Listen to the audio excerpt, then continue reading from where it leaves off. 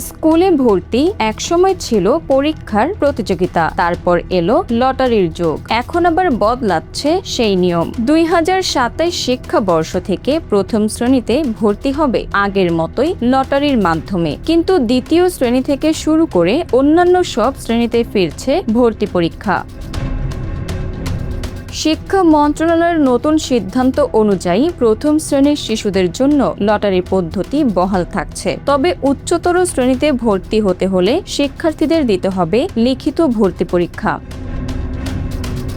এই সিদ্ধান্ত অবশ্য হঠাৎ নয়। চলতি বছরের 16 মার্চ শিক্ষা মন্ত্রণালয়ের সংবাদ সম্মেলনে শিক্ষা ও প্রাথমিক এবং গণশিক্ষা মন্ত্রী আ.ন.ম এহসানুল হক মিলন জানিয়েছিলেন 2027 শিক্ষাবর্ষ থেকে ভর্তি ব্যবস্থায় পরিবর্তন আনার পরিকল্পনা রয়েছে। সেই ঘোষণাই এখন আনুষ্ঠানিক রূপ পেল।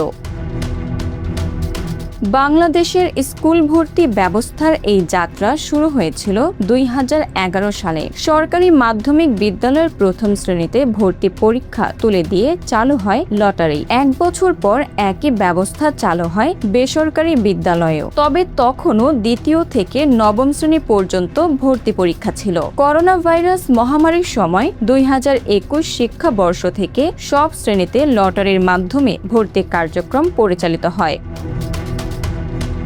নতুন সিদ্ধান্তে আবারও বদলে যাচ্ছে সেই চিত্র। প্রথম শ্রেণীতে থাকছে ভাগ্যের লটারি, আর পরের শ্রেণীগুলোতে ফিরছে মেধা যাচাইয়ের ভর্তি পরীক্ষা। এখন প্রশ্ন একটাই, এই পরিবর্তন কি ভর্তি প্রক্রিয়াকে আরো স্বচ্ছ ও প্রতিযোগিতামূলক করবে, নাকি আবারও বাড়াবে শিক্ষার্থী ও অভিভাবকদের পরীক্ষার চাপ? উত্তর মিলবে 2027 শিক্ষাবর্ষ থেকেই।